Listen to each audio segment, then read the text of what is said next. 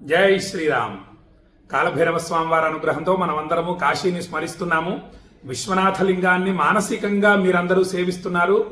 నేను ఇక్కడ చక్కగా మీ గోత్రనామాలతో విశ్వనాథలింగాన్ని అభిషేకిస్తూ కార్తీక మాసాన్ని మనం నకార్తీక సమో మాస, కార్తీక మాసంతో సమానమైనటువంటి మాసం లేదు. అటువంటి మాసాన్ని మనము సమయాన్ని సద్వినియోగం చేస్తూ ఉన్నాము, సాధన చేస్తూ ఉన్నాము, అద్భుతమైనటువంటి సాధన చేస్తున్నాము. మనస్సే చాలా ప్రధానమైంది. ఆ మనస్సును తీసుకొని వెళ్ళి మనము కాశీ విశ్వనాథుడి మీద ఉంచుతున్నాము. తద్వారా ఏం జరుగుతోంది? మనము కాశీవాస ఫలితాన్ని పొందుతున్నాము. మీరందరూ కూడా కాశీవాస ఫలితాన్ని పొందుతున్నారు. కాశీవాస ఫలితం అంటే సామాన్యమైంది కాదు. పెద్దలు ఎంతో మంది కాశీ కాశీ కాశీ కాశీలో ఉండాలి, విశ్వనాథ లింగాన్ని సేవించాలి అని అన్ని వదులుకొని వచ్చి కాశీలో ఉండిపోతూ ఉంటారు. అటువంటి కాశీ సామాన్యమైంది కాదు. జ్ఞాని కాశీని వదులుకోడు. ఏమండి, ఇది మనకు కాశీ ఖండం చెబుతోంది. మంచి పండితుడు అంటే ఆ కాశీ గురించి తెలిసినటువంటి వాడు కాశీని వదులుకోడు. కాశీని స్మరిస్తూ ఉంటాడు, కాశీకి వస్తూ ఉంటాడు, విశ్వనాథుడి గురించి ఇంకా అనేక అద్భుతమైన విషయాలు తెలుసుకుంటూ ఉంటాడు. ఇక నిన్న నేను మీకు కాలభైరవ అష్టకంలో మొట్టమొదటి శ్లోకం గురించి తెలియజేసే ప్రయత్నం చేయడం జరిగింది. ఈరోజు మనము విశ్వనాథ అష్టకంలో మొట్టమొదటి శ్లోకం గురించి తెలుసుకుందాం. మన గురుగారు ఆదిశంకరాచార్య స్వామి వారు మనకు అందించారు. కాబట్టి అటువంటి అద్భుతమైనటువంటి అష్టకంలోని మొదటి శ్లోకం, మొట్టమొదటి శ్లోకం అతి సుందరమైనది. ఈ యొక్క విశ్వనాథ అష్టకంలో మన గురుగారు ఆదిశంకరాచార్య స్వామి వారు అందించారు. ప్రతి పదంలోనూ కాశీ విశ్వనాథుడి మహిమ, శివుని చైతన్యం మరియు కాశీ క్షేత్రం యొక్క ఆధ్యాత్మిక రహస్యం నిక్షిప్తమై ఉంటుంది. ఇక ఆ శ్లోకాన్ని ఒకసారి గమనిద్దాము. గంగా తరంగ రమణీయ జటాకలాపం గౌరీ నిరంతర విభూషిత వామభాగం నారాయణ ప్రియమనంగ మదాపహారం వారాణసీపురపతిం భజ విశ్వనాథం వారాణసీపురపతిం భజ విశ్వనాథం. చూడండి, వారణాసి వారణాసి అంటారు. వారణాసి కాదు, వారాణసీపురపతిం. మన గురుగారు ఏం చెప్పారు? వారాణసి, వారణాసి కాదు, వారాణసి. ఏమండి, ఇక చూడండి ఈ శ్లోకం మనకేం చెప్తుందంటే, గంగా తరంగ, గంగా నది యొక్క అలలు అద్భుతంగా ఉంటాయండి. ఉదయం పూట చూడాలి. 5 మనము గంగా నది దగ్గరికి వెళితే ఆ సూర్య బింబం ఆ అలలను తాకుతూ ఉంటుంది. ఆ అలలు అలా కదులుతూ ఉంటాయి. గంగా తరంగం చాలా అద్భుతంగా ఉంటుంది. రమణీయ, సుందరమైన, మధురమైన అలలవి. జటాకలాపం, జటాజూటముతో, శివుని జుట్టు గుంపుతో కలసిన రూపం ఆ యొక్క గంగా తరంగం ఆ విధంగా ఉంటుందన్నమాట. గంగానది యొక్క అలలు ఆయన జటాజూటంలో ఆడుతూ ప్రవహిస్తున్నాయి. ఆయన ఎడమ భాగం ఎల్లప్పుడూ గౌరీదేవితో అలంకరించబడి ఉంది. ఆయన మహావిష్ణువుకి ప్రియమైన వాడు విశ్వనాథుడు. ఇక ఆయన మన్మథుడి గర్వాన్ని నశింపజేశాడు. అటువంటి వారాణసి పట్టణాధిపతి విశ్వనాథుడిని భజిస్తూ ఉన్నాను. ఇక లోతైన అర్థం ఏమిటంటే, ఈ శ్లోకం శివతత్వం మరియు కాశీతత్వం రెండూ అద్భుతంగా నిగూఢంగా ఉన్నాయి. చూద్దాం, ఒక్కసారి పరిశీలిద్దాము. గంగా నది అంటే భౌతికంగా నీరు మాత్రమే కాదు, ఆధ్యాత్మికంగా జ్ఞాన ప్రవాహం. ఆ జ్ఞాన ప్రవాహం శివుని జటాజూటం నుంచి ప్రవహిస్తుంది. రమణీయ అంటే ఈ జ్ఞాన ప్రవాహం మానవ జీవితాన్ని శోభింపజేస్తుంది, మనసు పవిత్రం చేస్తుంది. కాశీ అంటే జ్ఞానప్రకాశం పొందే స్థలం.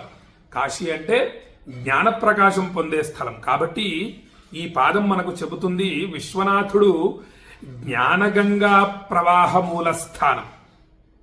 ఇక గౌరీ నిరంతర విభూషిత వామభాగం. గౌరీదేవి అనేది శక్తి, చైతన్యం. శివుడు శుద్ధ చైతన్యం తత్వం, కానీ శివుడు శుద్ధ చైతన్య తత్వం, కానీ శక్తి లేకుండా ఆ చైతన్యం ప్రవర్తించదు.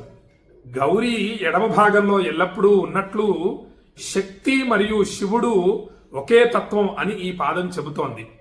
శివశక్తి ఏకత్వాన్ని మనకు తెలియజేస్తోంది. నారాయణ ప్రియమనంగమదాపహారం. శివుడు విష్ణువు ప్రియుడు. ఇది ద్వైతం కాదు, ఇది పరస్పరం పూర్ణత్వం. ఇద్దరు వేరు కాదు, శివుడు విష్ణువు. ఏమండి, ఇద్దరు అద్వైత పరమాత్మ తత్వం యొక్క రెండుగా కనబడుతున్న ఒక్క స్వరూపం. మనంగమదాపహారం అంటే మన్మథుడి గర్వాన్ని నశింపచేశాడు శివుడు. అంటే శివుడు ఇంద్రియ జయుడు, కామ విజయుడు, ఆయన మనస్సును జయించినవాడు. భక్తుడు కూడా విశ్వనాథుని ధ్యానము చేసి మనస్సు గర్వం, కామం, అహంకారం నుండి విముక్తి పొందుతాడు. భక్తుడు కూడా శివుణ్ణి ఆరాధించడం వల్ల వీటి నుంచి విముక్తుడవుతాడు. వారాణసి పురపతిం భజ విశ్వనాథం. వారాణసి అంటే వరుణ మరియు అసి అంటే మనుష్యుని శరీరంలో ఉన్న రెండు నాడులు, ఇడానాడి, పింగళానాడి, మధ్యనున్న సుషుమ్నా నాడి. ఆ మధ్యలో ఉన్న ఆధ్యాత్మిక కాశీ క్షేత్రానికి అధిపతి శివుడు. ఎక్కడో లేదు, కాశీ మనలోనే ఉంది.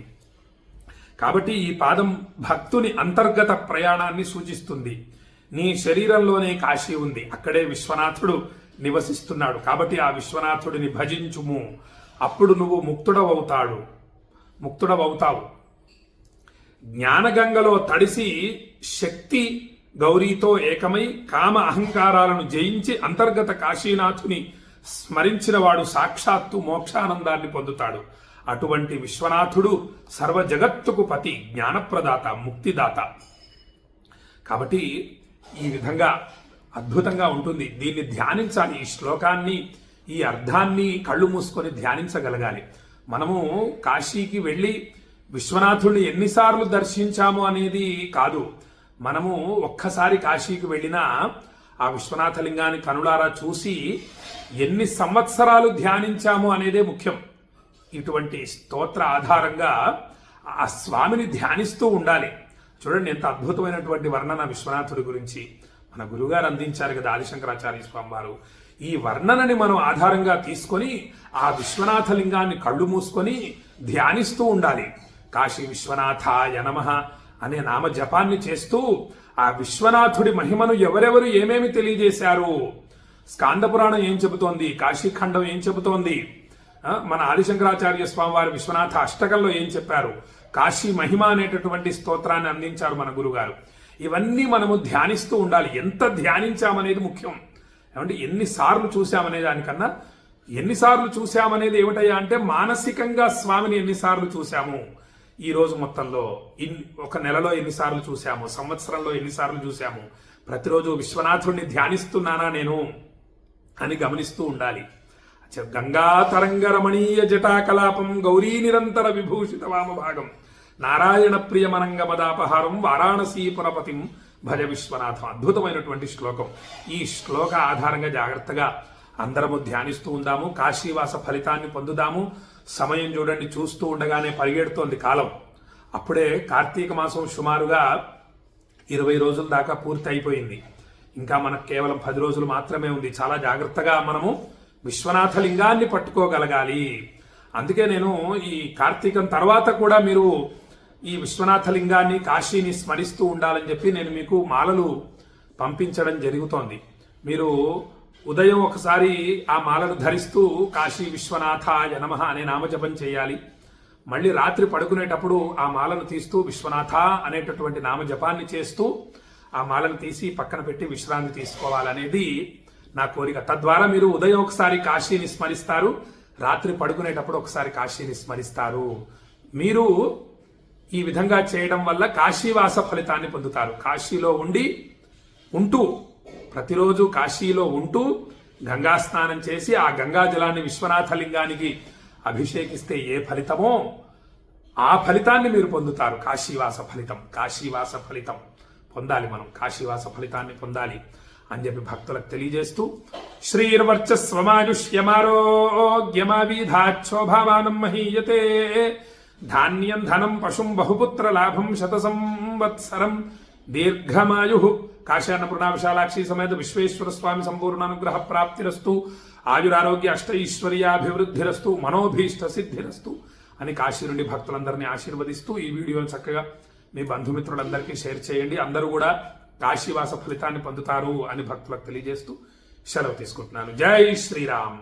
విశ్వనాథాయ మంగళం, విశ్వనాథాయ మంగళం, విశ్వనాథాయ మంగళం.